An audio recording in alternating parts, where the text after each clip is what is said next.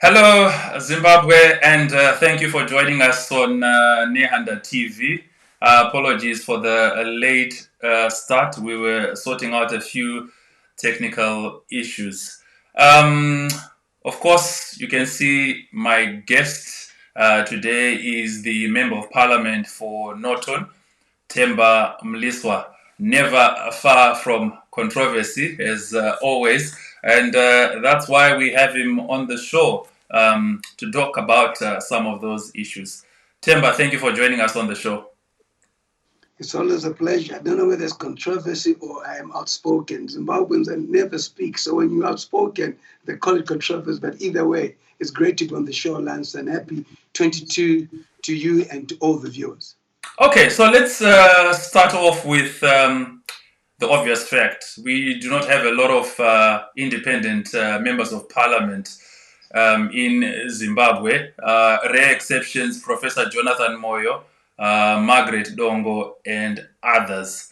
How did you pull it off? How did you manage to beat MDC Alliance and Zanu PF twice in elections in Norton? I was the provincial chairman of Marsh West, and Norton is under Marsh West. And as a provincial chairman, I was able to go around the provinces through the constituencies. And in doing so, I was working for the people. I was representing the people in every aspect. And I made sure that every constituency was solid in terms of party structures. Every constituency was structured in a manner which would assure that the party's policy and manifesto would be adhered to. So I was always on the ground, and I think what is also critical is the fact that I was in Urungwe West, where I won from an MDC. It was an MDC constituency. I decided to go there. My farm is in Urungwe Central. And of course, I was then expelled prematurely. But after having worked so hard, and I think what also made me win Norton was the record and the history that I had in working in Urungwe and the development that I had done in Urungwe West, which was significant and again, which made Urungwe be what it is at the end of the day. So it's really But about how much of that was down to the MDC supporting you? I mean, we remember pictures of you with Nelson Chamisa. The election that the MDC boycotted, they put their support behind you. So, how much of your victory, Norton, was down to the MDC? It's a very important question, and I think it's important that people take this opportunity to understand how politics works. First of all, 2016 by-elections in Norton, Zanu PF contested. I got 7,000 plus votes. Zanu PF had 4,000.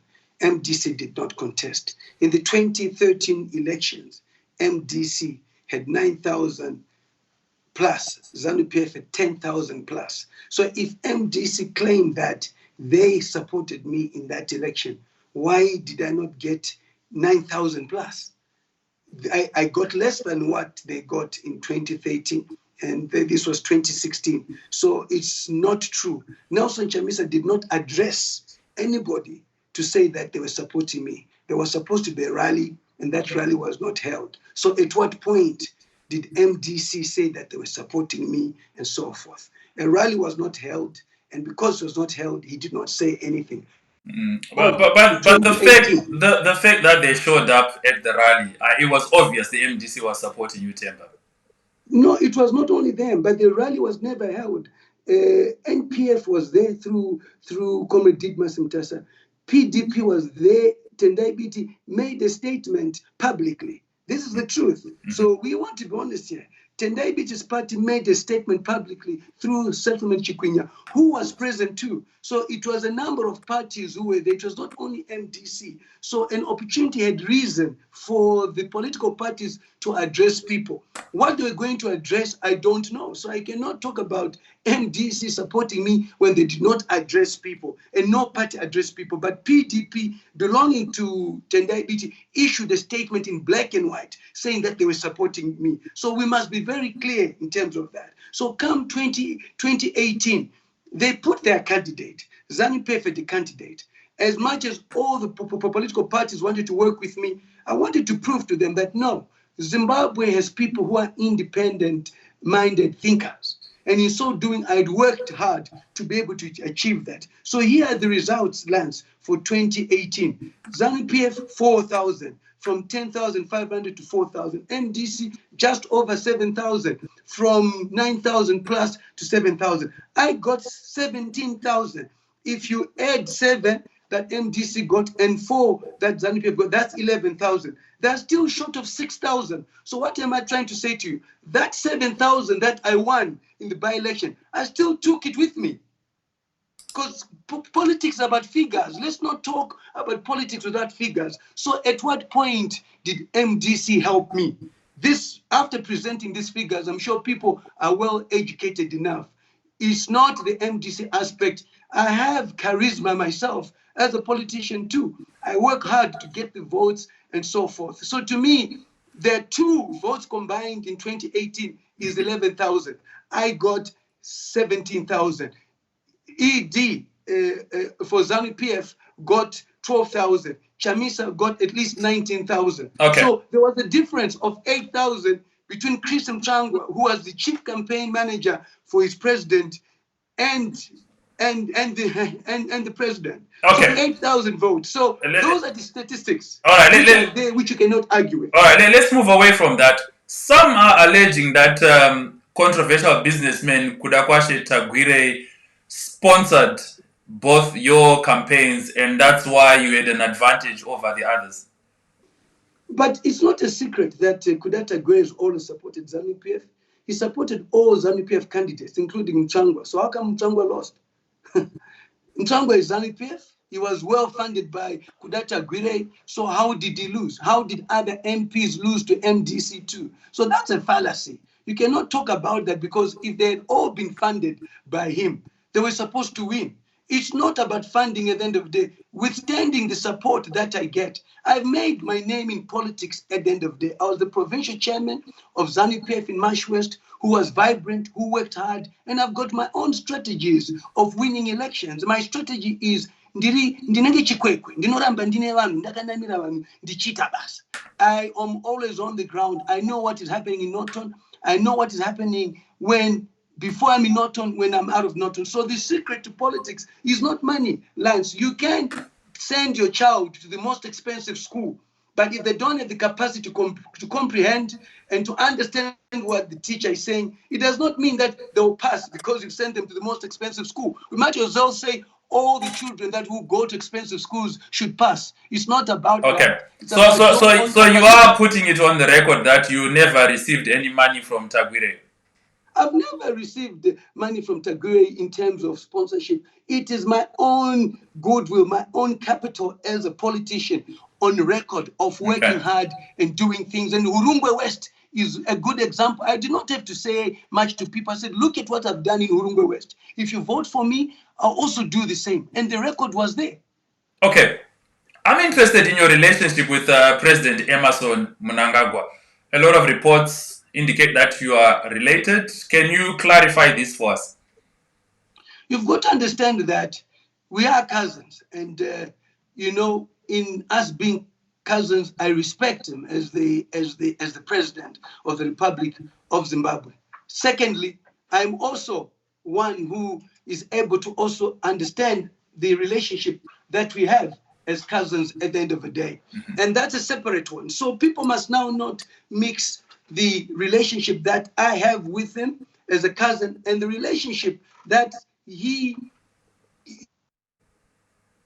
But at the same time, people must understand I'm a member of parliament too, my role of oversight. That's the reason why, even as his president, I'm able to criticize some of his policies at the end of the day, because I'm a legislator. If you see me on tweet, I'll also try and talk about things which I don't believe are right for the country, which are part of his party's position from a manifesto point of view. So to me, Ditmas Mtasa is my uncle, my grandmother's brother. That does not at all make me boast them. Ditmas Mtasa is from Manicaland. E.D. Mnangagwa is from the Midlands. I've never done politics in the Midlands. I've never done politics in Manicaland. So if you look at me, I'm in Marsh West. I went to Marsh West to farm.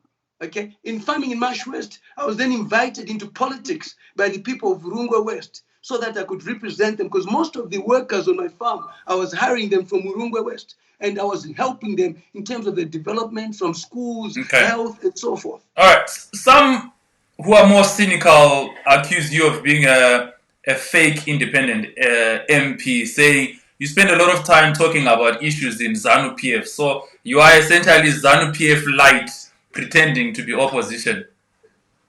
If anybody in the country doesn't talk about Zanu PF, then I don't know what politics you're following. Anybody and Diano Makwa, they are the thing ruling party, they are the governing party. So whatever they do has an effect on the country. If Zanu PF is fighting through factional fight, the country suffers. They are then not able to deliver the policies. The government suffers at the end of the day. So if MDC, for example, is in power one day, we shall be holding MDC accountable because they're the governing party. You must understand that you cannot separate the governance of the country from Zanu PF, who are the ruling party. The party is supreme to government. If you understand politics, it is the party which is supreme to government. So the government which is there is a Zanu PF government at the end of the day. It's no point calling it a Zimbabwe government. Yes, Zimbabwe is the name, but after Zimbabwe, there are elections which happen from a democratic point of view. And the party that wins is the government at the end of the day. So I cannot be shy to criticize what's going on in Zanu PF, because I'm aware of the challenges we face if they are not united, if they don't deliver. We suffer economically as a country, we suffer developmentally as a country. When there's peace in Zanu PF, then there's peace in the country. If there's no peace in Zanu PF, then it becomes very difficult for the country to have peace, because they are the governing party at the end of the day. Okay. And what must be understood from a historic point of view, Zanu PF is critical. My father was part of the struggle. He was ZAPU. Okay, and in being ZAPU and ZANU united to become one. So you cannot take me out of that revolutionary blood, because my father fought for the country. My mother was involved in assisting my father to fight for the country. So munogona kundibudisa muzanu PF kasa amugoni kutoa kubvisa ropa rangu kunge revolutionary mwana we gamba rakarwira nyika. That is my DNA at the end of the day. Okay, so basically, let's ask you this: given the right circumstances and environment, will you rejoin Zanu PF? Listen, I cannot rejoin Zanu PF because the current Zanu PF, I don't know it. It's like you being sent to a school by your father, and your father is telling you the whole class has got black kids. You get there, you find that they are not black. Would you say you're in the right class? So that's the situation. The Zanu PF I know is not this Zanu PF. This Zanu PF has been hijacked. Okay, it has people who are corrupt. It has people who have no history in terms of the party. Ours, whether you like it or not, Mugabe was very clear about you being part of Zanu PF having a history. I've been a provincial chairman. I've been a central committee member.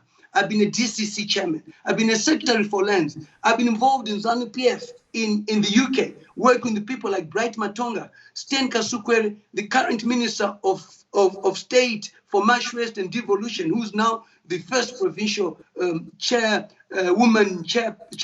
of a province. She was in those structures. You know, Lance, I was involved in Zanu PF when I was in England and so forth. So I continue understanding Zanu PF. I continue having the ideology of Zanu PF. You don't have to move with the ideology of Zanu PF because you're in Zanu PF. The ideology of Zanu PF comes about the founding principles of the struggle. But Temba, this is a strange one. The president is your relative. He's the man in charge of the ship. Surely this should make it easy for you to go back to Zanu PF? No, being the president, he's chosen by people. I can go back to Zanu PF, and being the person I am, I can be expelled. I was expelled when he was there. I was expelled when Didmas Mtasa was there. So to me, the party is supreme. He makes decisions on behalf of the party. Being the person I am, I have a record of being expelled for the second time. I don't think I want to appear in the Guinness Book of Records of being expelled from Zanu PF twice. Once is enough. I'm able to drive the agenda of Zanu PF without being in Zanu PF. If Zanu PF is doing good land reform, I'll support. If they're doing roads, I'll support. I'll correct them that no, but also do roads in the road. If MDC is fighting corruption, I'll be with them. If they're standing up for human rights, I'll be with them. So yes, people have a right to put me where they want to put me, but what they must understand, my issues which I tackle in Parliament are of national interest. I hold the government accountable, which is the Zanu PF government. Okay. I don't hold MDC accountable. MDC walks out of Parliament. They leave me alone to be able to be asking questions and so forth. Because I'm independent, I'm not whipped. They failed to even support me in the motion of 129 1K, 129 1K, which gives the party the power to expel members. I've said we cannot allow that to happen. Lance, they're the ones who are expelled. I'm not expelled, but I'm moving a motion to support them. Only Honorable Mshoriwa is the one who supported it. So to me, these expulsions happening are good for them because I'm not prepared to defend it and to support it. I say that if anybody is expelled, the party must go to the Constitutional Court. The Constitutional Court must be able to see whether everything was done properly before one is expelled. But they still keep quiet, and when they're expelled, they're crying. But they brought that, so let them suffer for it. Okay. A few months ago, you had a go at State Security Minister, then State Security Minister Owen Muda Ngube. When I saw your remarks, I was rather worried for your safety, given how notorious Owen Ngube is leading a militia in the Midlands. And then a few months later, President Mnangagwa fires Ngube. Did you know something that we didn't? No, what I'll do, I'll always speak out for what's not proper without fear or favor. And I think that's important. And some of the things that we talk about on Twitter, which people talk about on Twitter, must be investigated. We cannot have a Minister of State Security who runs a militia. Gaika Mines, which put him on sanctions. He was involved in that. He could not continue doing that. You cannot go grabbing people's minds because you're close to the president. You cannot be having people with machetes at meetings. You deploy them to go and take over mines. You then deploy them to go and beat people up. What sort of state security minister? And what does it say about our country? So when we speak, we'll be knocking at the president's door to say this person is not good for you, is not good for the country. As a result, he is a liability. This is what you call collateral damage around the president. The corruption which is happening in Zanu PF by ministers like Honorable Jujulai Moyo and so forth is unacceptable. Devolution funds are given to Zanu PF councils. They're not given to MDC councils. Not to say that the MDC councillors are innocent. They've also failed to run those. Okay, but Temba, you cannot pretend President Mnangagwa didn't know all these things about Owen Ngube. When he appointed him State Security Minister, most journalists wrote articles detailing his notorious history, his acts of violence, but Mnangagwa still appointed him State Security Minister. So are these not two people who've just fallen out and we are trying to make sense out of nonsense? Listen, the appointment of ministers is a prerogative of the president. And the president must choose a team that is comfortable with, which will make him win, which will deliver. Or if it does not deliver, people will speak when it's time for elections. That's why there are elections every 5 years. And the reason why you have election every 5 years is to review. Before you elect people, you review whether they've performed or not performed. So the prerogative is his. At the same time, it also works on his popularity. If they were good, then people would do the necessary. If they were bad, then people do the necessary. That we wait for election. It's the same thing as the Commissioner General of Police. There is a docket. I wrote a letter that it must be investigated at ZAC. And I'm told that docket is complete already. But already is targeting the ZAC general manager. I read today, I don't know if you picked it up, that going to a farm to try and intimidate it. Why is he not being arrested? And for as long as we don't have these big people in office not being arrested, then we are merely giving corruption a nod. The government is not serious about dealing with corruption at the end of the day. And we have to go for the big fish. Okay, but Temba, the problem is people point things out about someone, the president ignores them, and then when they fall out, the president seems to be acting on things that he was told years ago. My question to you is, are you seriously telling us Mnangagwa didn't know Owen Ngube had a militia in Kwekwe? Listen, like I've said, at the end of the day, the good thing about the game that we're in, if I pick a team in my constituency and it's not performing, it's busy treating people bad, I'll pay dearly for it.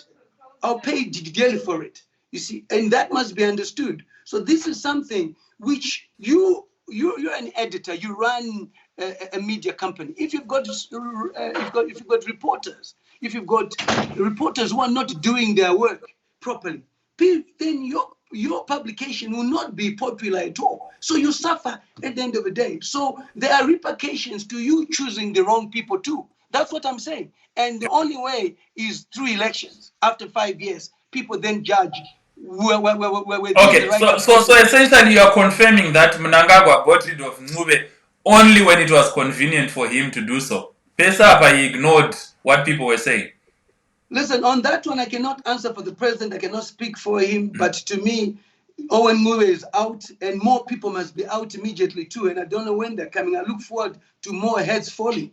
Okay. After Ncube, there must be July Moyo. You cannot say you've gotten rid of Owen Ncube when there's July Moyo, who's the strategist and the mastermind. You've also got Goodwin Matanga, who's abused the police as well in persecuting people without much happening. Members of parliament like Job Scala have been persecuted for nothing. Hopo Chingodu persecuted. Fadzai Mahere persecuted. We cannot have a system that persecutes people and the next thing they're spending a lot of money. We've got to have a democratic Zimbabwe, and the police is critical in making sure that there's justice and people's rights are observed. Okay, talking about people's rights being observed and talking about people abusing their power to control the courts, our viewers have asked us to ask you what your thoughts are on the treatment that Mary Chiwenga is being subjected to by the Vice President, Constantino Chiwenga. What are your views? Surely a mother being denied access to her children for 2 years, that's out of order. I'll keep speaking about this, and I'll not stop talking about this, and this has got nothing to do with me interfering with the marriage. It is me being a legislator asking for the rights of the children having access to both parents. The rights of the children having access to both parents, withstanding what is going on. Every child has a right to have access to their parents. There's no ways you can deny any child that right. The judiciary is certainly sending a wrong signal worldwide. If they think that by so doing, like Fadzawakuru, they are killing the system. Justice is the last resort, and it happens through the judiciary. And whoever is doing this thinking that they're doing anybody a favor, they are destroying the very same pillar of government which is responsible for ensuring that there is justice. Mary Chiwenga has said she's appealed to President Emmerson Mnangagwa to intervene and rein in his errant vice president. And she says in court filings that the president has said Chiwenga does not take instructions from him, and he cannot tell Chiwenga what to do. Surely the president is someone that appoints and disappoints. If your vice president is misbehaving, should you not be cracking the whip? You see, it's a difficult one because it's a domestic situation. The matter is before the courts, Lance, let's be honest. Yeah, but the vice president is abusing the court's chamber. Listen, to me, the courts must be able, we must have court orders. If he's in contempt, then the right methods must be used. And in Beatrice Mtetwa, you've got one of the most vibrant, one of the fearless lawyers who stood up for human rights. I give credit to Beatrice at any given time. She's fearless, and she's a woman, and her representing Mary Chiwenga, it's like her representing herself over her child and so forth. The due process must be followed, even if it's being ignored. The law is the law. One thing you must understand, every leader who's in power, at some point they'll be out of power. And you don't want a situation where these contempts come to you when you think you're out of office. You cannot be in office all your life. And may the leaders learn from the former late president, Robert Gabriel Mugabe, that as much as some of us had surrendered that he would die in office, God has his ways, and God is God at the end of the day. He knows the day that he has for us to be out of office. And is there something though that you can do as members of parliament, as legislators?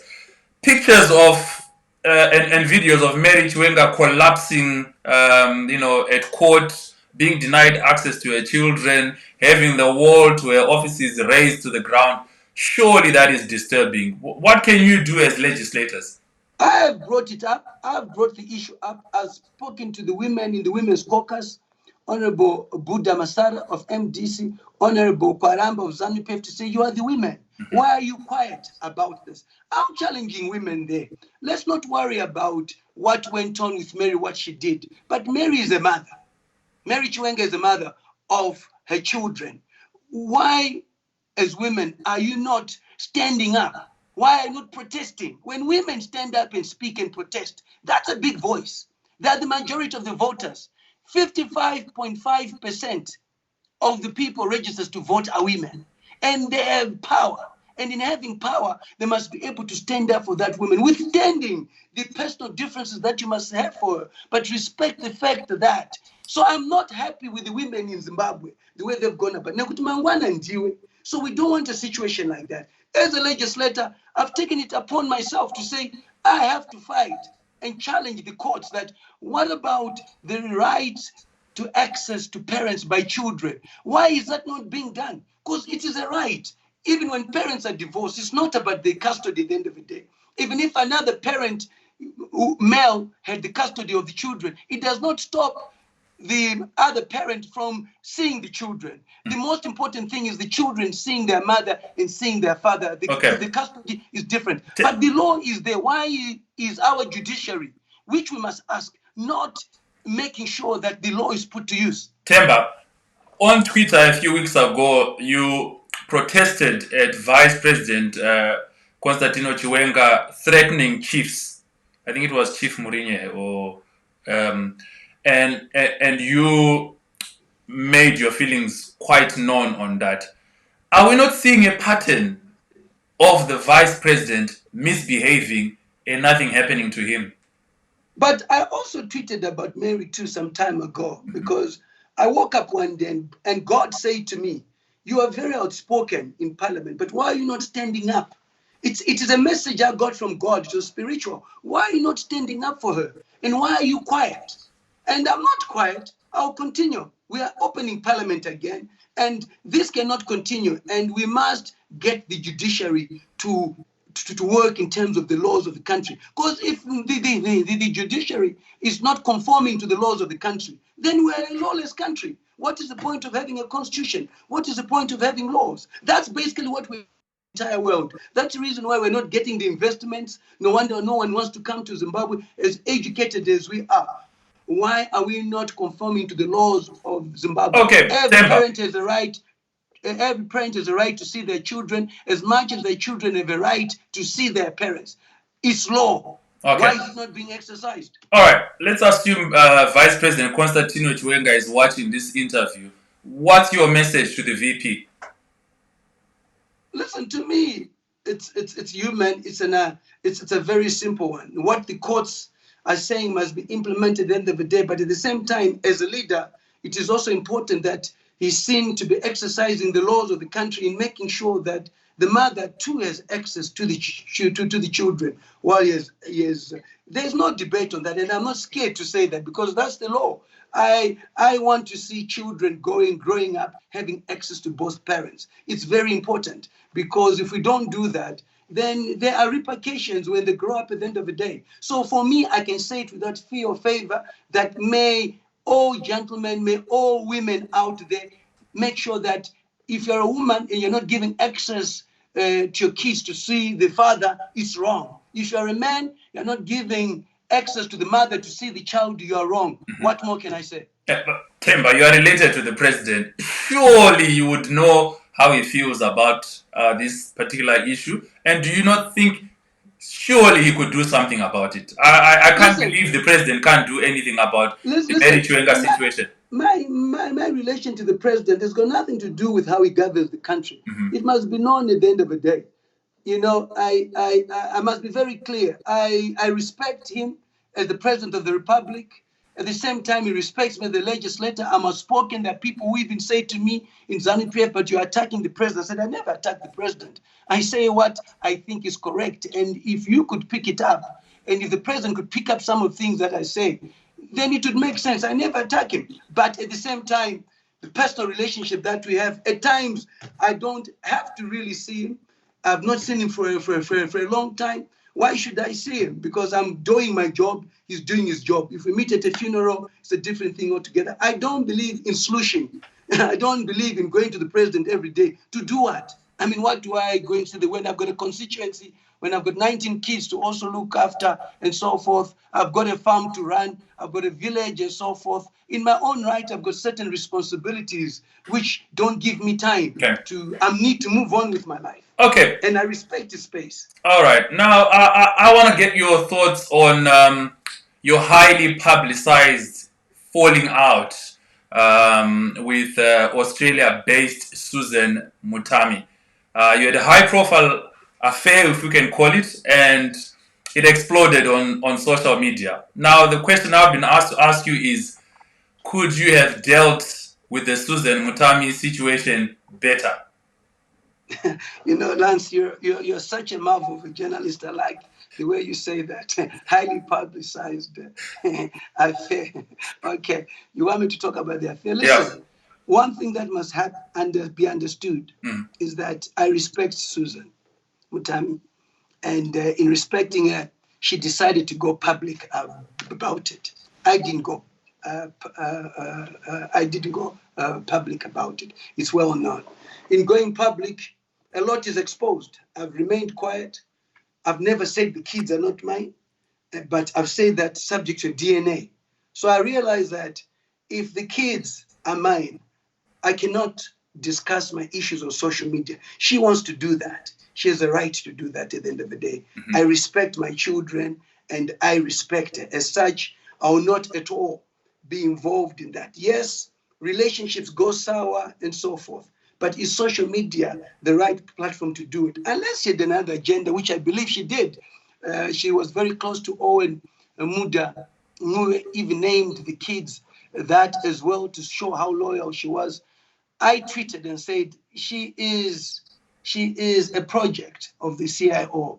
I understood that. That's the reason why, despite me reporting to the police on Elias Mambo, who wrote a damaging article without getting my side of the story, her as well, they were released. She was allowed to leave the country because she's well connected at the end of the day to the Minister of State then, security. So she also exposed them in telling me how they didn't like me, how they were after me. So at times, some of the relationships that we get into, we'll also be wanting to get more information about who our enemies are and what they're thinking. I am a politician at the end of the day. I've got different strategies and methods of getting information. Okay, so, Temba, we went through the WhatsApp exchanges between you and Susan. It appears she had a lot of affection for you, and in some of the exchanges, you appeared rather cold. Any particular reason for that? It sounded strange. You were getting all this affection, and you were not giving anything back. You'd go months, weeks.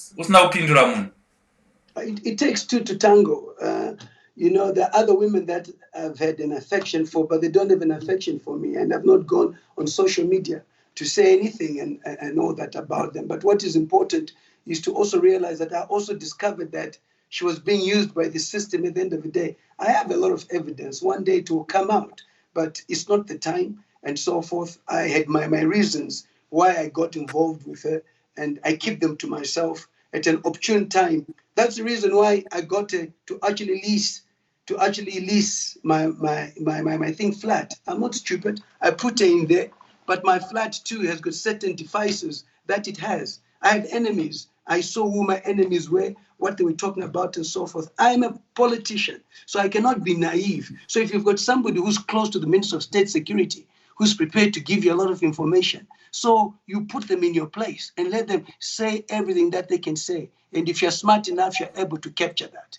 That's what I can say for now. All right. So, but you are now Babama twins, as we understand, and Susan is making allegations that you are refusing to look after the twins. You are not providing any financial support. Lance, I like the way you say you're Babama twins. Why don't I appoint you as Munyai? Yeah, Babama twins. That's our understanding. You know, there's no one better to be Munyai, well dressed, white shirt, nice tie and red. I mean, pinstripe suit. What more? No, listen. Uh, For me, everything is subject to a DNA, and once that's the case, I'm prepared to compensate her for whatever she's put in, and I'll look after my children. One thing I'll never do is say no to my children. I love my children, and if they come on board, they'll be 21, and I'll then go for a vasectomy, and there'll be no other kids anymore. okay, this brings us to the one issue I've been asked to ask you this: your relationship with women. We had this issue where you were dragging Jar Praiser over the calls about an alleged relationship with your ex.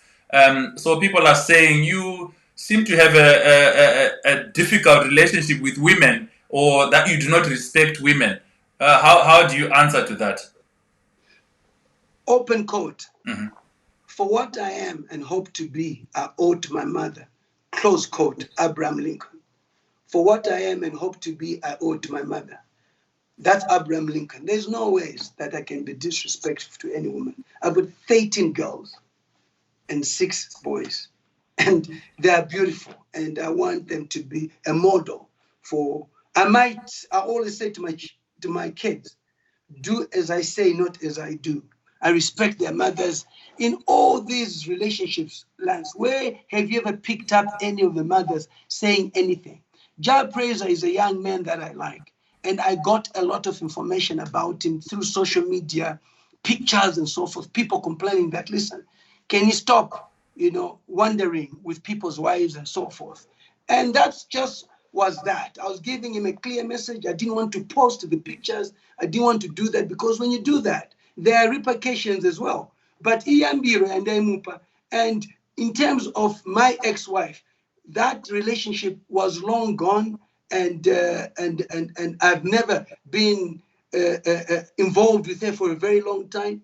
She has asked me to come back. It's all in black and white, but I've said no. I believe in being single because at the end of the day, I think marriage is a sacred institution which must be respected. But not many people really respect it at the end of the day. Yes, people can say Temba's got 19 children, but can I tell you one thing, Lance? There are men who die and who don't tell their wives they've got other children, and those children appear there. I don't want such a system. I don't want such a system. When I die, my kids must be known. There must be no fights. You know how many kids appear on certain people's funerals. So I don't like that. I'm very clear. And the children I have, I wanted to have those children at the end of the day. My first daughter is 30. The other one is 23, the second one. The other one is 16. So in my own way in life, I decided to have a few kids. But after that, I decided, no, let me have a lot of kids. The clan is big. I'm the first boy. The first boy, the other boy in my family has got a wife and two kids. My other brother has got a wife and 3 kids. Manje nedzinza redu vashomaka wakomana vana vanofana kuandaka and so forth. And Okay, so when you've got girls, that is wealth. Upfumi. It's upfumi. So to me, I'm also African. Ndinotokomusha unoparara kana usina, and they're all in England. I don't see them coming back at the end of the day. My firstborn sister has got 2 kids. My other sister has got one, who's the Minister of State. She's got 1 kid.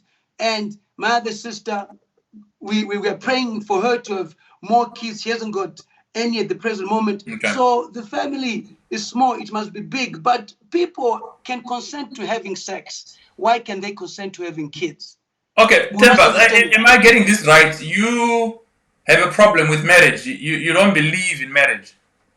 I believe in marriage, and I'll go into marriage when I decide to be extremely faithful and to respect the institution of marriage. 99% of my friends who are married don't respect it. We've got the thing Bachelor's Corner, which I'm chairman of. I see most of them coming back to that, and I tell them, no, you go back to the marriage corner. So okay, wait a minute. So you are saying, I hope I'm not putting words in your mouth. You are saying you do not believe in marriage right now because you are incapable of being faithful.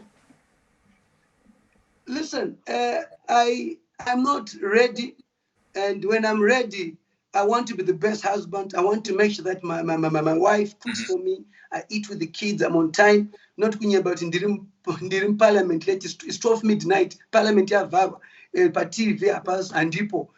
I don't like that. I'm a very honest person, and to me, they think time is coming. And so I'm 50, and I told people when I'm 50, there's going to be somebody who I will introduce. But you are putting it diplomatically. You are effectively saying you are incapable of being faithful at the present moment.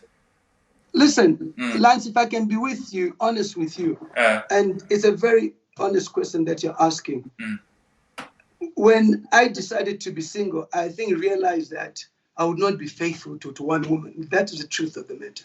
And when I decide to marry, I'll be faithful to one woman. Okay. So there's still hope for Susan Mutami. I'd asked you to be Munya and you didn't. No, I was impressed. I was impressed by the affection she showed you. So I was quite puzzled. You know, this was someone describing you as the best lover she'd ever had. So, you know, it was quite surprising. But you, in turn, were rather cold towards her. No, listen, to me, if the kids turn out to be mine, what a great present for her and me. This the best I can do is to give you my kids. The best she can do is to also carry my kids. There's no better relation. But I'm told she's also moved on, a lovely girl, and I wish her all the best. Okay. You have been known for pushing an anti-corruption crusade. Now, some will say, fine, you know, you're very passionate about corruption, but we have the situation of UK-based businessman Paul Westwood, who used to be in Zimbabwe, who makes allegations that you used your position in Zanu PF and the chaotic indigenization laws at the time to seize these companies, Noshio Motors. Can we get your reaction to this? I mean, this has been rambling on for some years now. We've had Westwood on Nehanda TV to talk about this issue. Do you not have any motivation to resolve this issue? Maybe for your legacy, it's something that hangs over your head all the time. Any incentive to resolve this matter? You know, Lance, I'm a principled person. I have a conscience at the end of the day. Westwood is not a UK businessman, first of all. Westwood was a 50% shareholder in Noshio Motors with a gentleman called Hamashkot Banda, who had 50%, was the managing director. He was the operations director. The wife was the financial director. There was a bank account, which 3 of them had to sign the signatories and so forth. Hamashkot Banda came and asked for a loan of $100,000 from me. I ran a tobacco company. He's somebody that I knew. I gave it to him, went to the lawyers and said, what form of collateral do you have? He gave me his share certificate, which I have, and so forth. He failed to pay. As a result, I took over the company. In taking over the company, there was $1,000+ in the company. There was no money. An audit was done, and it was discovered that Westwood was signing on his own to take that money, yet there are supposed to be 3 signatories. As a result, he had to be suspended. But Westwood was working with the then former Commissioner General of Police Chiwuri and Commissioner Chibage in giving them certain percentages in terms of the cars that they brought as ZRP. So that disturbed their inflow. In disturbing their inflow, then he accused me of taking over a company in terms of the legislator. Lance, this is an issue that you've heard in, and I don't know if you've seen the thing documents. Where is it written in the company registrar that I took over the company? He's still a shareholder of that company. Hamashkot Band is still a shareholder of that company. He went to the police. I was arrested. He used his connections. I did not have any connections. I had no position in Zanu PF at the time. So how could I abuse my Zanu PF position? No, but we had the incident where Didmas Mtasa, albeit of course his son was also arrested along with you. But there was a feeling Didmas Mtasa came to the police station with Teresa Makoni, who was co-Home Affairs Minister, I think, at the time, tried to get you released. So, you did have some powerful friends, Temba. No, you cannot go to the police station. If you have to be released, you go to the Commissioner General of Police. Didmas Mtasa does not have to come to the police with the power he has, or the core Minister of Home Affairs. They can issue instructions. They can issue instructions. He came to see his son and me, and Minister Makoni at the time and Didmas were very close from the UK days. They were together. Okay, they were together in Birmingham. They're good family friends, and they came to do that. I mean, does a minister have to go to a police station to release anyone? All he has to do is to call the Commissioner General of Police and say, can this person be released, and so forth. But Didmas Mtasa is my uncle. He had his son in there. Doesn't he have a right to also see his son and his nephew who's incarcerated? Does my Makoni, who's an aunt to Martin Mtasa, has no right to also see one of her nephews who's also incarcerated? So people have rights. Because you're a minister and your son is arrested and so come on, it does not mean you cannot visit the police station. Home Affairs Minister oenda ku police station na State Security Minister kunoona vasungwa. That's kind of putting pressure. No, but Wasungwa, you're contradicting yourself. Didmas Mtasa's son Martin was there. That's his son. You are a Minister of State Security one day. Your son is arrested. Can't you go and visit him? Don't you have the right to visit him? Okay, so what was Teresa Makoni doing? Teresa is like an aunt to Martin, because she looked after Martin in England. They come a long way from England.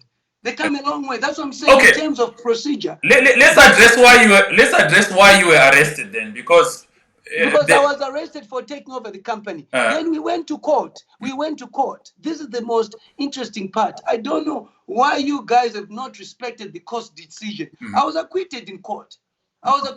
He had the support of the police. Some PP even died over the matter. A public prosecutor died over the matter because he was being accused of supporting me. He died. Some magistrates were intimidated. The current judge, Neva Katillo, was intimidated. Black boots were going to them saying that you've got to incarcerate these guys. Thank God that justice prevailed. He was well connected more than me. He was giving percentages and commissions to Chiwure and Chibagi. They were chasing after that. And I got arrested more than any other time. Lance, this is one of the most difficult emotional aspects of my life, to be incarcerated when I've done nothing. Then these many charges came up. I was accused of stealing cattle. The thing white people that I bought cattle from were being told, go to court and say that Temba stole cattle. They'll be asked in court, why are you here? They say, we don't know. The cops told us to come here. Did Temba buy cattle from you? Yes, they bought cattle from me. To me, it was the most cruel, evil part of my life I ever went through because of Westwood. And I don't want to talk about it. Westwood had a case of drug rehabilitation stamped in his passport that he needs to work on. He needs help. And to me, I wonder why people keep following Westwood after 20 years of the same matter. I wrote to the House of Commons, and I'll give you a copy of that. They wanted to find out. I responded to them through the British Embassy. Every documentation I showed them, they were quiet. So to me, like you say, their allegation is probably obsessed about me. Mentally, he's probably not well. I just pray that he gets well. It's been on for like 20 years. All right, he got Mchade Hama, the lawyer, to be involved. He got Job Scala, the lawyer, to be involved. And they decided not to handle the matter because there's no merit in the matter. He always accuses me. If I was so evil, why does God keep blessing me at the end of the day? I still win elections. There is nothing that I've seen which is sinister in my life. The God we pray is a true God. So if I was ever evil to him, he's the one who's been evil to me, just that I don't revenge it. And I could sue him left, right, and center. Tomorrow I can get lawyers in Britain to sue him. He hasn't got the money to let me pick up two things, Temba. You make allegations that he's a drug addict, something he strenuously denies, and he says he had an operation and was given medication for that operation. But you are talking about something being stamped on his passport that he had rehabilitation. It's the first time I'm hearing what gets stamped on your passport. Oh, it is. You don't know that there is a stamp. In fact, my lawyer, Charles Chinyama at the time, is the one who went through the passport. And when he went through the passport, he saw it. Okay. Paning Paganzichi, what stamped on it? I don't know. He saw it, but he did. But he was asked questions in court. Mm-hmm. If you go to the court transcript, it's there. The court has got records. Okay, Westwood has kept this campaign for years, Temba. So it's quite hard to believe Kuti is someone who's just barking off a tree without a legitimate point to make. What happened to the company though? Because you muscled in based on a that is a good question you're asking. Why don't you go to the register of companies? Because if you talk about seizing a company, the ownership changes. I'll show you the agreement. But isn't that why you were arrested? That you tried to change the share structure but of the company? how do I change the shares? Even the 50% shares I have, I've not even changed them. Which I have as collateral from Hamas Code Banda. I've not even changed them. Okay. Now I'm telling you what I have. Okay, which is entitled to me. I've not even, because that company was then liquidated, the old money. I pumped in $70,000 US. I bought 100 new tires in there. The workers were not paid and so on. The problem that I have, Lance, which I must clear, there is a belief amongst black people that when whites speak, they are correct. There are some whites who are poor. There are some whites who are criminal. We must understand that. And this is what I've not liked about this issue. When Westwood speaks, people think he's genuine. Going into Westwood, Westwood has got marital problems with his ex-wife where he has failed to look after his children in America. Okay? But people have not looked into that. He has failed to look after his children in America. Why don't you ask him that? So to me, there is this whole conception. Whites are rich. Whites are the ones that we take from. Westwood has nothing. He had no house in Harare. He tried to be pastor and so forth. Let him show you any title deed that he has in Harare. He is on the dole in England. He's trying to seek sympathy. He's a people who plays with people's minds, but his story has not been bought. So let me correct this. It's not when a white man speaks, it does not mean he's correct. There are white people too who are also con artists. And there is one con artist that you have. He sells a good story. And because you think, Temba, I have not flaunted my wealth to anybody. He has a right to go to the police. I'm not friends with many police officers, even Commissioner General. So you have a case, why doesn't he take it to him? So are you telling me I'm well connected to a point that I cannot be arrested? I was arrested for frivolous COVID charges. What about Mosa Chai? Okay. We are not poor. When I was to that, prize at the end of the day. Okay, let me move to another issue. We'll probably have Westwood on to respond to some of the allegations you've made. Your relationship with Chihuri intrigues me. What went wrong there? You seem to have a lot of fights na Chihuri. Chihuri was corrupt. He then was working with Westwood. I told you that Westwood was giving them a percentage because ZRP were buying cars from Noshio Motors. Their boobas were being done by Noshio Motors. So when I then got the 50%, they then went and reported to his masters that deal will not happen because there's now another black partner who has come in and so forth. So they then got me arrested. They're the ones who got me arrested. Chihuri said sorry to me after a while, so that I let you know. He even said to me it was Chibage who was doing it, not him. When I was the provincial chairman, he invited me to his office, says, I would like to apologize that during these arrests, it was not me. It was Chibage who was his chief of staff, because he then told me he fired Chibage for many other reasons too. So the truth came out at the end of the day. So to me, the truth always comes out. The Commissioner General apologized to me, says, I'm sorry, it was not me. It was Chibage, who was his chief of staff, abusing office, working with Westwood and so forth. I forgave him. I went to the president then, the late Jim Mugabe, and said, look at all these issues. I've been arrested. I've been acquitted. I want to go and sue. And the president, late President Jim Mugabe, looked at me and said, you are a leader. You continue to be a leader. Learn to forgive. I now know. That's when the former late president then gave an instruction that there will be no member of parliament who would be arrested without him knowing. Okay. Another person who you have an interesting relationship with, Philip Chiamba. Just going through Google, how is your relationship now with Philip Chiamba? Philip is done. Philip is a land baron at the end of the day. He's implicated in land issues and so forth. And Philip is the one that I beat in Marsh West as a chairman. You've got to know that. He thought he would win Marsh West. I don't come from Marsh West. He's a true Zezuru from Zimba. But I totally cleaned him because he's not liked by people. Philip is a big mouth at the end of the day who doesn't do much. Imbiri Yakudara, Philip, whoever follows Philip right now, clearly he hasn't got his head screwed on. There are new players that have come on board. He thinks he's a powerhouse. He thinks he must dictate things. If you look at he's not where he must be Philip.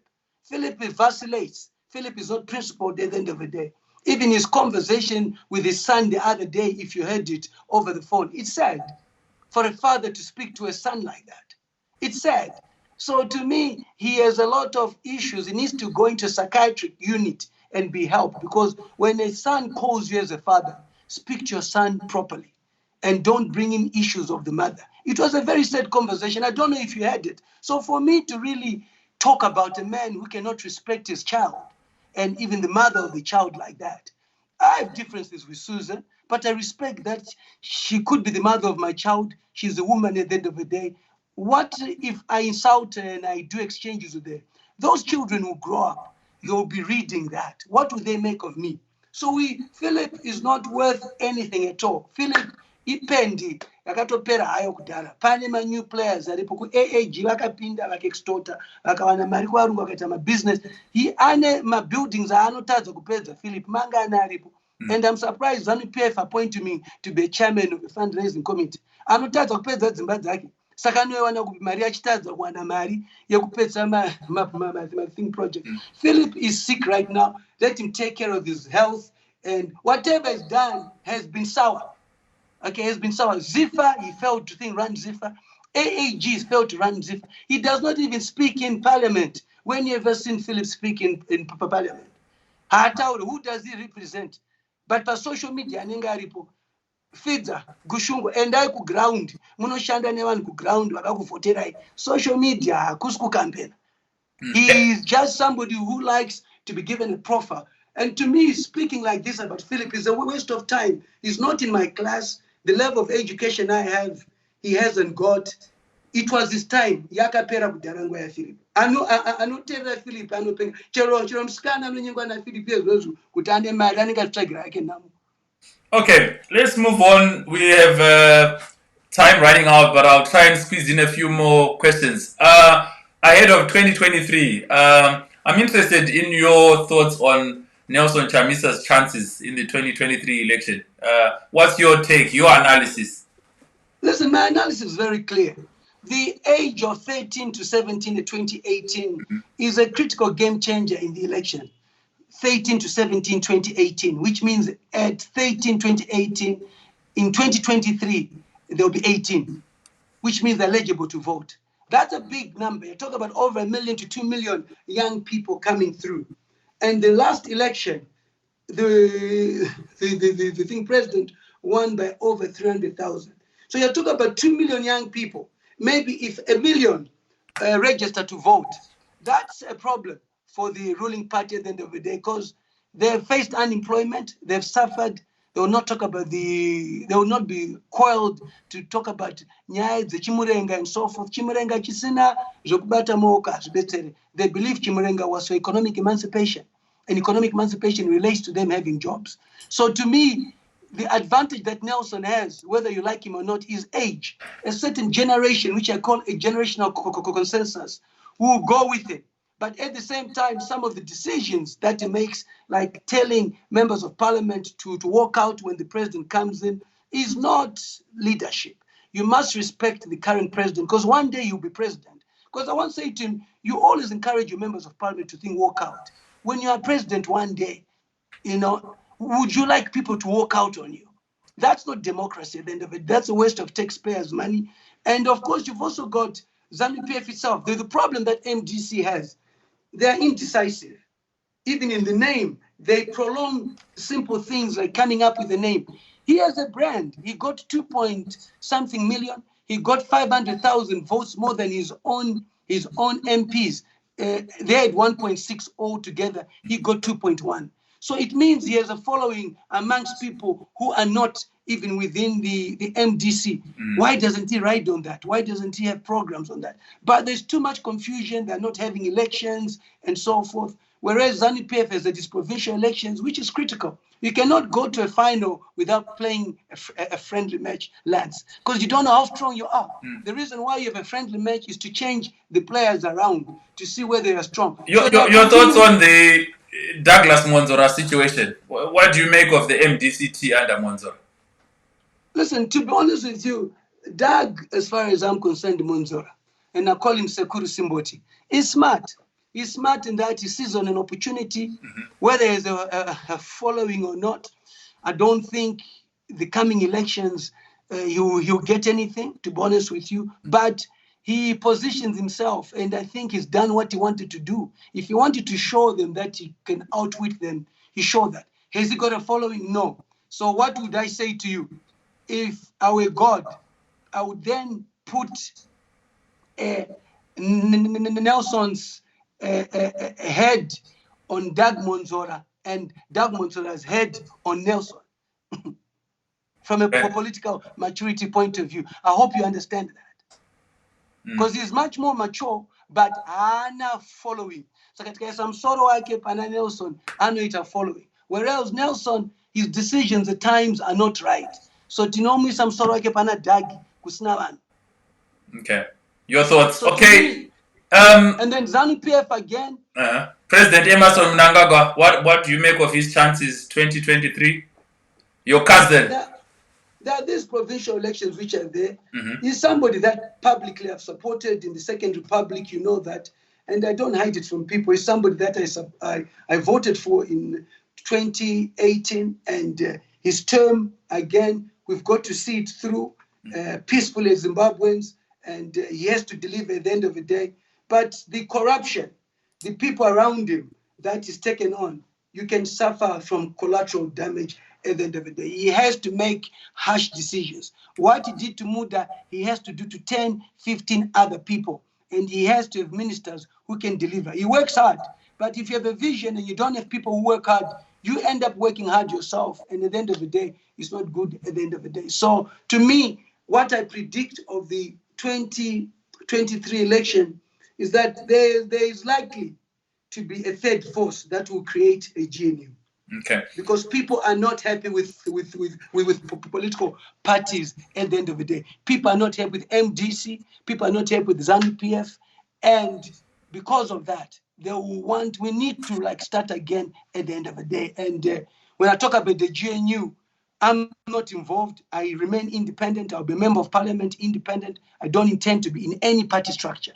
But I know that there are people thinking, because, Lance, when you page many people, kuva kumapati, kuva ku-MDC, kuva ku-Zanu PF, one day vanosangana. What vakomana ngashande pamwe chete, vamwe vacho vanenge vane vanhu. Then that third force is created at the end of the day.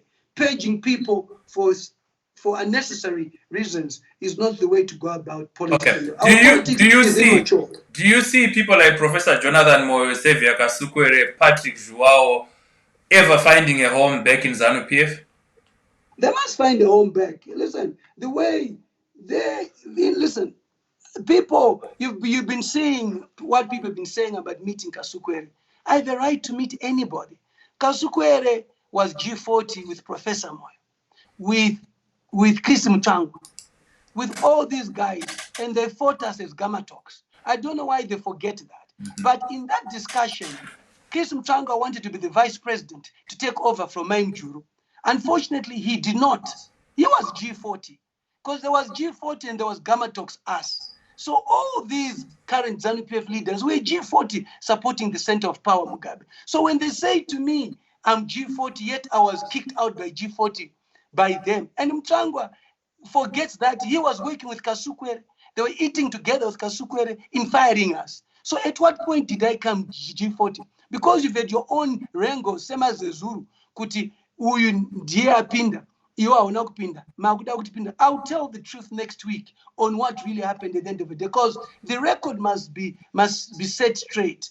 Because Maim Juru, together with others, deserve to exit in politics with integrity and dignity. They're liberators of the country, not to be told to vatengesi vakatengesa ko vamwe avangarive G40. If they say that us Guma talks wanted to remove the president from power, and they then remove the president from power, so what was wrong with that? Internal democracy cannot be taken to be opposition politics at the end of the day. That is the problem. Vanhu vanorisana pakutsvaga umambo. Kasi kana umambo wawanikwa munoshanda pamwe chete, you are weaker when you don't have enough people. The biggest opposition in Zanu PF at the time, like my uncle Didmas Ntasa said, kwangu ne zvipfukuto. Zvipfukuto yanga iri G40. Okay. And zvaida Guma talks kuti zviuraiwe. Guma talks, 9 chairpersons were expelled from Zanu PF. Are you with me? 9 chairpersons out of 10. So we were the mainstream. We were following the party policy at the end of the day. But now, because they've taken over the party, it does not mean they are Zanu PF. Okay. I'm interested in your relationship with Chris Mtswangwa. You clearly don't like Chris Mtswangwa. No, he's the most. Chris Mtswangwa is in every position because he's favored by the president. Okay. He was an advisor to the president. The president, when he was Minister of State Security, this is where he liked him. He posted him somewhere else to work. He was appointed chairman of the War Veterans, appointed when Jabulani's Banda was kicked out. He's now been appointed the Secretary for Information and Publicity. He's never gotten a position through elections. And such people can only remain relevant by Makua lands. Kana usina vanhu, your only relevance kuita makua kune vakuru. Kasi kana wakabva kuvanhu, you have no time kuita makua kuvakuru. So the president is surrounded with such people. But those people at the end of the day are the very same people who removed Manjuru and then removed Mugabe. So lessons must be learned. He is now part of the team again, which is a faction in Zanu PF which wants to fight Chiwenga. In fighting Chiwenga, where is he going next? When they did the same by going for Manjuru and removing Mugabe. Lessons must be learned. We know him. He does not win anything. He talks too much. And to me, to be given the portfolio of propaganda with his wife. Listen, there are many allegations. He compromised his wife a lot for him to get positions. I'll not go into that. That's for my press conference next week. Okay, so advanced information. You're having an explosive press conference again. Oh yes. You know what kind of a man is he? He compromises his wife so that he's given positions at the end of the day. In the struggle, the comrades told me. The comrades who are in the struggle have told me this. They have no respect for him. He's never pushed the agenda of the war veterans. What has he ever achieved? Okay. You know, he's got the audacity to talk about my sister on a Zanu PF letterhead. Okay, she won the elections, but because he had his own candidate, okay, my sister is not his candidate. He wants somebody who can control. But he forgets he's compromised his wife for him to get some of those positions. That's for thing next week. Okay. So next week you are having a press conference to talk about Mtswangwa. All his shenanigans. Okay. Yeah. All right. He's brought the Chinese into the country. The reason why he supports the Chinese is because he wants to be funded to be the president. Could you move to the left a bit? Sorry. One go to good day from the screen. Okay. Yeah. The reason we need to talk about his relationship with the Chinese as well. Why does he bring the Chinese into Zimbabwe? Because he wants to be funded by them. The Chinese believe that the next president will be Chris Mtswangwa. That's why Herald or the state media will never attack the Chinese. Mambo Chiwero, Mwendamberi from Norton, was beaten up by a Chinese. They flew that Chinese out, and the Minister of Information, Monica Mtswangwa, actually blamed the Mambo. How can you have a country where Mambo Anoro and them China, state media, your support China? They have ambitions. That's why they're bringing the Chinese at the end of the day, because they want to be bankrolled. Okay. Interesting lay up to my next question. Sorry, I have to throw this in. We often hear a lot of reports about a power struggle between President Emmerson Mnangagwa and his vice, Constantino Chiwenga. Is this true? Is there a power struggle? Because at the last...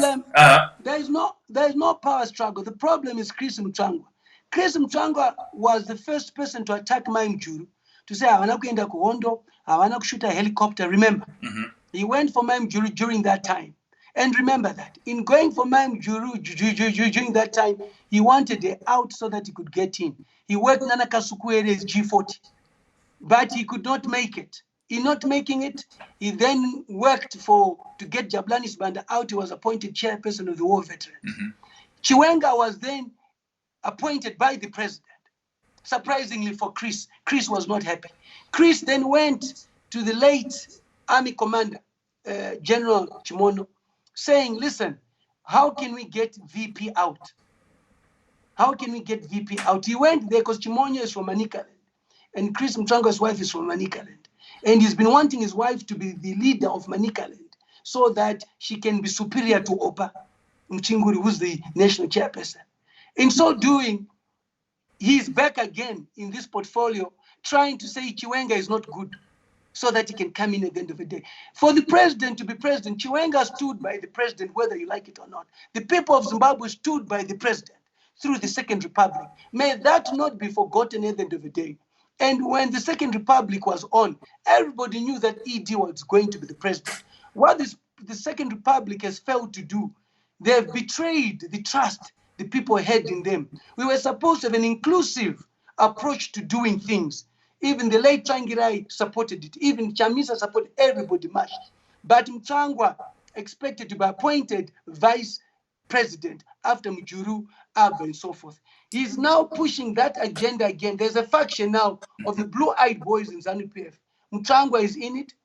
His wife is in it. And Ziambi is in it. No wonder why the Zanu PF elections are in turmoil, because the ICT department was cooking these results. And the person who has the ICT department is Ziambi.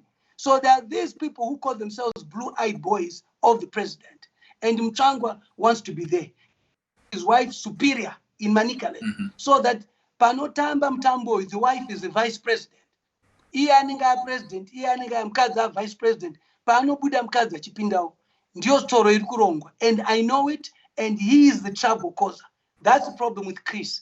And I don't know why he's still in that department of information, because he will come up with theories, he will come up with stories. You can't compare him to Professor Moyo, whether you like it or not. Prior to 2000,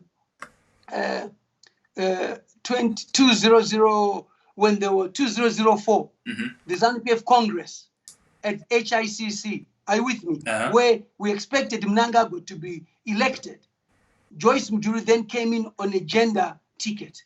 Okay, look at the people who were behind ED. Jonathan Moore was behind ED. George Charamba was behind ED. Most of the people were behind ED. Mtangwa was not there. He's a big mouth who has nothing, but his days are numbered politically at the end of the day. I thought I'd done him. I'd buried his political life in Norton when he got 4,000. But I see that the party likes him. He's been resuscitated. But that's within Zanu PF. It doesn't mean if you're popular within Zanu PF, you're popular in the country. But such people are dangerous. I thought Joyce Mjuru would do very well outside Zanu PF when she launched her party. Are you surprised she didn't do as well? Because I'm shocked she's in the political wilderness right now. I thought she had sufficient clout to be a factor politically. You are correct. I was part of that team when we sat down to agree on that we are not leaving Zanu PF. And that team had Joyce Mjuru, Comrade Mtasa, Rugare Gumbo, Dzikamema Vaire, Baskit, Jablanis Banda, Sylvester Nguni, myself was going to lead the youth. I put the youth structure in place. And we said, we remain Zanu PF. We are not leaving Zanu PF. And I was surprised by them forming a party. That's why I say today, I am Zanu PF. You cannot write me a fraudulent letter and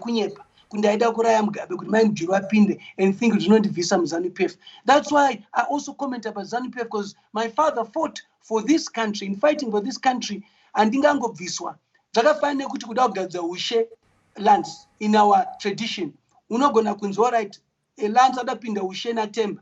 Zonzi amai baba Temba vaiba mombe. Zonzi lands hasi mwana wa Ninkiki, so that they kick you out. So if you are weak, you are kicked out, and the person who kicks you out ends up running in a team. So you cannot remove me out of Zanu PF. This Zanu PF I don't associate with.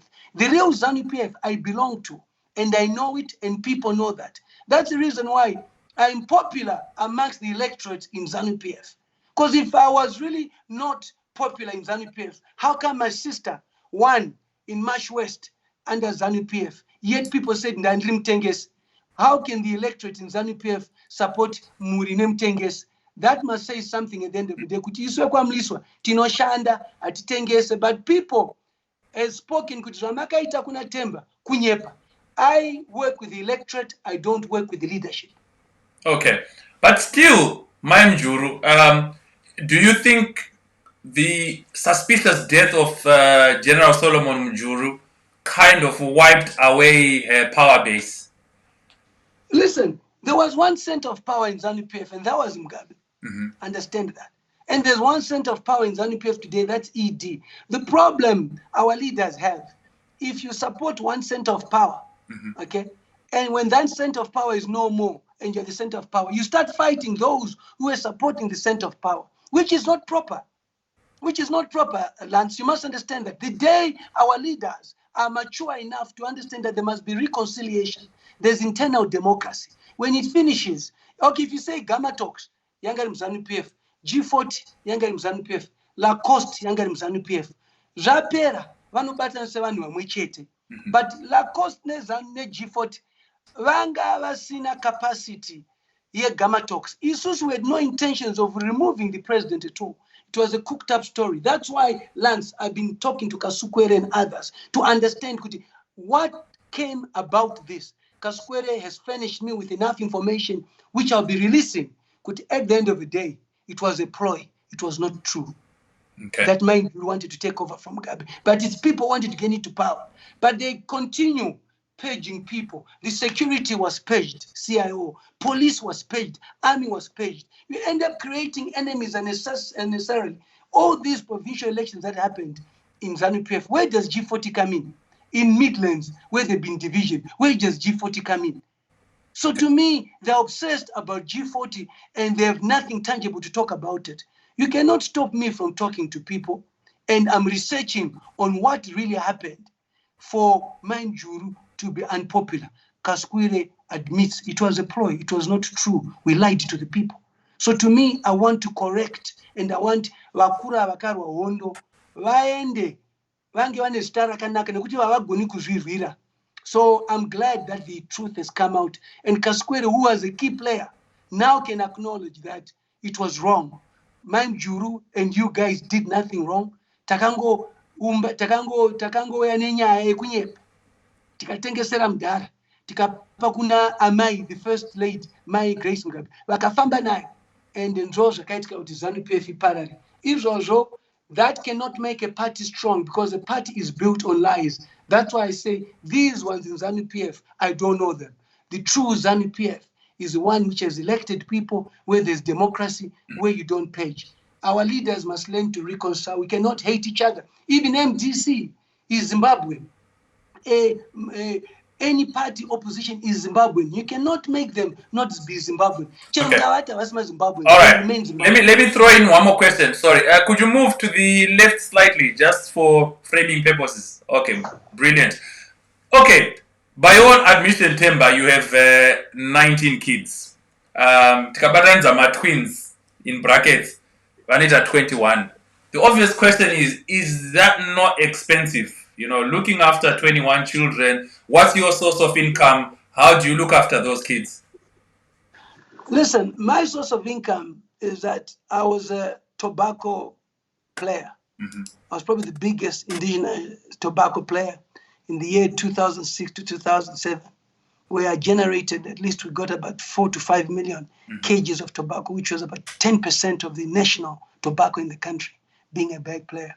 That's how I made my money. I'm a great farmer myself in terms of the yields which I get and so forth. I invested in a number of properties and all that. I've continued to invest in the monies I get. I do consultancy outside Zimbabwe with many countries, political leaders and so forth and all that, and business consultancy as well. So I'm grateful to God that I'm able to sell at least 120 cattle per year to take care of certain things for my children if they're missing and so forth. But the truth of the matter is that I'm quite comfortable. I won't lie to you. My wealth can be accounted for at the end of the day and all that. And that's what is important at the end of the day. You obviously are obviously a beneficiary of the land reform program. So there has been criticism thrown at you about the way you took over your current farm. I believe it's from the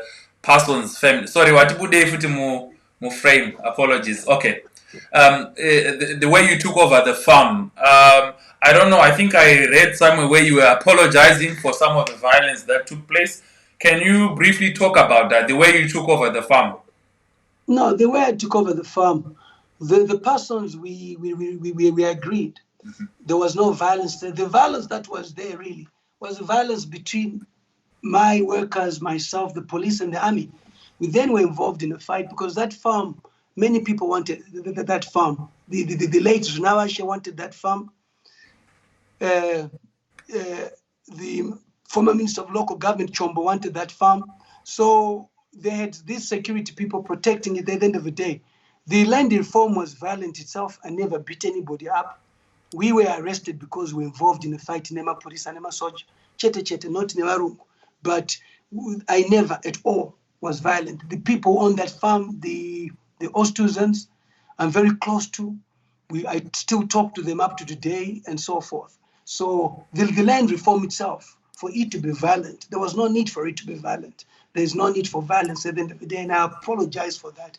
But in us reclaiming our land, yes, we needed to also reclaim our land. And I got that letter through the right channels, which was the land reform, and which was the fast track land reform, which was there. So violence for me never works. That's why even when you go to Rungwe West, I don't believe in violent politics at the end of the day.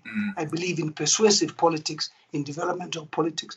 There's no room for violence in whatever we do. A lot of people say, oh, Temba is violent and so forth. They've never seen me fight. Can I be honest, Lance? I'm an Aikido-trained person, martial arts.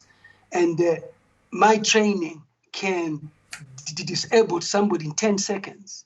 I've got 5 points which I've been taught to target. And you've never seen me disable anyone. But of course, if you attack me, I'll defend myself.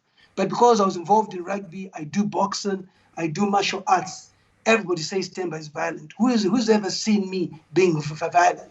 And probably I speak passionately as well. I have a stutter, they think Ane Asha. But no, my mode of training, I only have to attack when I'm attacked. But in attacking, I defend you obviously had a lot of accusations thrown at you from a lot of farmers in the area. Kuti, you were taking their equipment, selling it off, Mombe, selling them off. Address those allegations for us if you... I went to court. I went to court on all these allegations, Lance. I went to court and I was cleared. I paid for everything. Out of the over 70 charges I have, every farmer that I bought from appeared in court. And they were asked by the magistrate, do you know this guy? Yes. Why are you here? It is the police who told me to be here. Did you put a report? No. Did he pay you? Yes. So if I stole Mombe 1 is 9 years. And Dandine Mombe 2,000. Makore Mangani. Are you with me? So some of these things, you've got to understand. I went through the courts with them. Every case, I went through the courts with them. Okay. So if the court has cleared me, they've given evidence, then why do you say that I stole anything?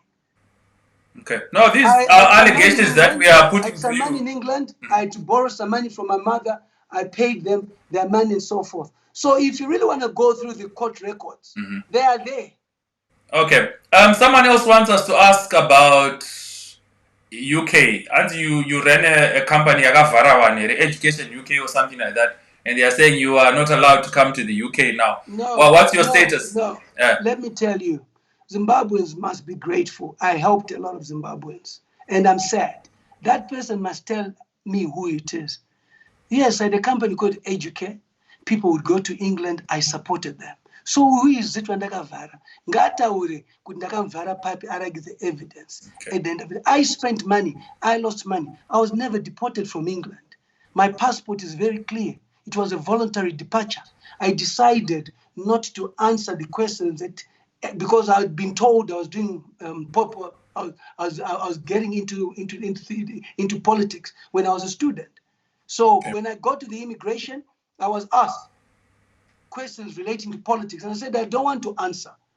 And they said, okay. And I said, I'm prepared to go back home. My passport, go to Home Office. It is stamped voluntary departure. People must not, it is stamped voluntary departure. It's not stamped deportation. Okay. So you are able to you are able to travel to the UK anytime. UK lands. Andizwe vakawandisa too much ende ngavataure chokwadi nhasi vakuengland vakutaura zvisina basa kana ndakamvhara mari ngataure kuti ndakamvhara. Okay. I had a company which used to employ Zimbabweans, which was a proper company. I had my money and everything. I left it for my brother to run and so forth. So I don't like allegations that don't have evidence. Kongo shibisana zvisina basa. Mwari akandipa tsitsi ndibetse maZimbabweans akawanda. Vandationa vamwe pa ndichitofamba vachitoneseka kupinda ndichitati guarantee nini kuti vapinde. Nhasi manakirwa nemapounds makunyepa futi. Okay, last question. I saw you and Linda Masada having a go at Kirsty Coventry. Apparently you want Mnangagwa to fire the sports minister. She's useless. She's useless. Being a great athlete as a swimmer does not mean you're a great administrator. Youth, what has she done for the youth? Have you seen Kirsty Coventry in Bari? Have you seen Kucholocho Kumaruzeva? Have you seen Kubabathis Kublawayo? Have you seen Kumakoba Kublawayo? So how can you talk about youth policy when you don't interact with them? Sport, where is she? Not that I want the job. No. Listen, a lot of people would have liked me to get the job because yes, I'm passionate about it. I understand sport, but I wanted it during the Mugabe time and so forth. Look at the results we are getting. She's used that position to just make herself powerful on the IOC. She's now one of the top powerful people in the IOC because she's the Minister of Sport. Employment in the youth. How many youth are employed? Statistics, where are they? You know, our sport is bad. She keeps on bringing in, she has no sports policy whatsoever. 5-year plan of sport, where is it? 10-year plan, where is it? 15-year plan, where is it? 20-year plan. For us to perform dismal in sport is because we just don't have a person who has understood the administration of sport. You go to school to study sport. It's the same thing as journalism at the end of the day. Unogona kunyora, but ukaendawo kuchikoro journalism, uno understand kuti is no it was saying. Kirsty has destroyed the heart of the nation, and the heart of the nation is the youth. And the heart of the nation is sport, which unifies everyone. You've never seen it at a stadium full with people where the president can meet everybody. Our sport has no structure. It's not funded because there's no vision. Okay. I think that's my last question. We've got you for an hour, 28 minutes. Really, thank you for your time. I believe you're in South Africa. What are you doing there? No, you know, I just finished planting and I was having a break and so forth. And I also got a problem with my shoulder. That's why you saw me. Okay. I just needed to be looked at and so forth. But I'll be going back home. But it's good to take a break as well from the work. I was struck within COVID before this, as you know. That's why we postponed this interview. Okay. And now that I'm up and running, you just need to just relax. How was your battle with COVID? How was it? Because you were in hospital, and Yes, but I took myself to hospital. One thing I learned. I was told you were forced to go to hospital. Ramba went to hospital, and some of your close people forced you to go. No, you know, you must go to hospital to be treated. Don't go to hospital to die. That's what I urge people. Okay. And don't allow COVID to really take control of you. Okay. You must control it before it takes control of you. Okay. And that's all I can advise people. Okay. Now, you said you read a press conference. I hope you don't get arrested, given what you are planning to talk about. The last time it was Muda who got me arrested. He phoned Matanga, I'll be arrested. Yes, Nezra Apo. maybe matangani achandisunga, but freedom expression atimbofutaka nyarara. One thing I'll tell you, Lance, I'll never keep quiet when there's wrong. If the narrative is wrong, I'll correct the narrative. I'd rather stand nechokwadi than kunyepa. And the problem with this country is tinonyarara mazimbabweans atitaure. You expect me to talk, but ndataura ndikarohwa munoseka. But ini ndakapiwa chipo chekutaura naMwari, saka ndichakumirirai imi makapiwa chipo chekuseka sekai, but ndiyo nyika yacho. Hanzi one of our viewers, Desmond Gore, Hanzi, why can't you be checked in Zimbabwe? Hakuna madoctors here in Zimbabwe. No, it is a specialist. I've got a friend of mine that I did sport with. It's an injury, sport. Okay. It needs a specialist. He's a friend of mine that I went to school with. So okay, he's also doing me a favor. Thank you so much. That was Norton Member of Parliament Temba Mliswa joining us. He'll be back in Zimbabwe in a few days. Let's all pray he doesn't get arrested. We know this regime. We might be talking to you from Chikurubi next week. No, as long as you're in prison in Zimbabwe, you're at home. At least thanks. Thank you so much for your time, Temba. My pleasure. Keep well.